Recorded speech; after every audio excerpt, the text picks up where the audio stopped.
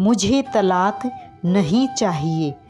एक दिल छू लेने वाली प्यारी सी कहानी। एक औरत अपने पति से तलाक ले रही थी। उसके 2 बच्चे भी थे, एक बेटा और एक प्यारी सी बेटी। पति और पत्नी का तलाक का केस कई महीनों से चला हुआ था और आज कोर्ट में तलाक की आखिरी तारीख थी। औरत के वकील ने सारे पेपर तैयार कर लिए और अब सिर्फ उसके पति का उन पेपरों पर साइन करना बाकी था। पति ने वकील से कहा, वकील साहब, मुझे पता है कि तलाक के पेपरों पर साइन करने के बाद सारी ज़िंदगी के लिए मैं अपने बीवी बच्चों से दूर हो जाऊंगा। इसलिए मेरी एक ख्वाहिश है कि पेपर पर साइन करने से पहले मैं अपनी पत्नी और बच्चों के साथ कुछ घंटे गुजारना चाहता हूँ। आप मेरी पत्नी से कह दो कि कल सुबह वो मेरे बच्चों को कोर्ट लेकर आ जाए। वहाँ से मैं इन सब को कुछ घंटों के लिए अपने साथ ले जाऊंगा और फिर वापस आकर इन तलाक के पेपरों पर साइन कर दूंगा। वकील ने कहा, ठीक है। और फिर अगले दिन सुबह पत्नी ने अपने पति और बच्चों को एक गाड़ी में बिठाया और अपने साथ घुमाने ले गया। छोटा बेटा, पापा, मुझे माँ के साथ अगली सीट पर बैठना है। बेटी कहती है, नहीं पापा, माँ के साथ मुझे बैठना है, इसको हटाओ यहाँ से। पापा कहते हैं, अरे हाँ बेटा, आओ तुम दोनों लोग आकर आगे बैठ जाओ। बेटा कहता है, पापा, मुझे आइसक्रीम खाना है।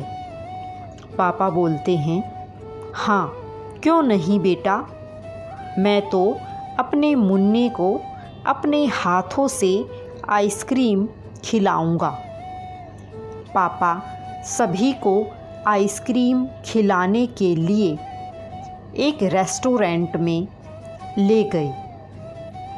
कभी पापा अपने हाथों से आइसक्रीम बच्चों को खिलाते और कभी माँ। पापा बराबर रुमाल से अपने बच्चों का मुंह साफ कर रहे थे और उनको पानी पिला रहे थे। फिर पापा सबको पार्क ले गए। बच्चे कभी पापा से गले लगते और कभी माँ से। पापा अपने बेटे और बेटी को गोद में उठाते और उनकी ख्वाहिशें पूरी करते।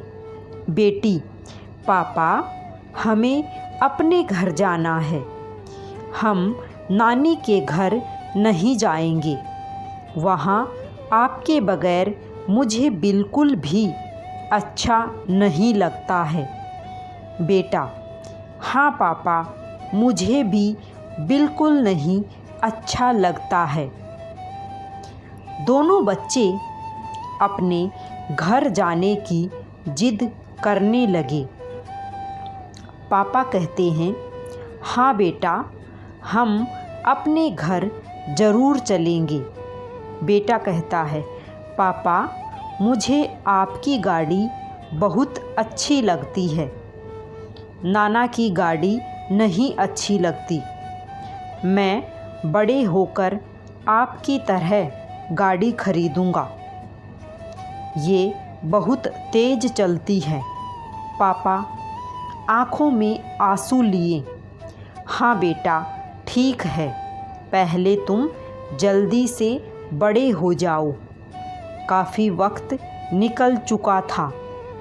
वकील भी बार बार फ़ोन कर रहा था कि कोर्ट बंद होने वाला है, जल्दी से वापस आ जाओ। लेकिन बाप का अपनी बीवी बच्चों से बिछड़ने को दिल नहीं कर रहा था। बाप की आंखों से आंसू बहने लगे। बेटी ने पापा को रोते हुए देखा तो पूछने लगी, पापा आप रो क्यों रहे हो? पापा, नहीं बेटा, मैं रो नहीं रहा हूँ।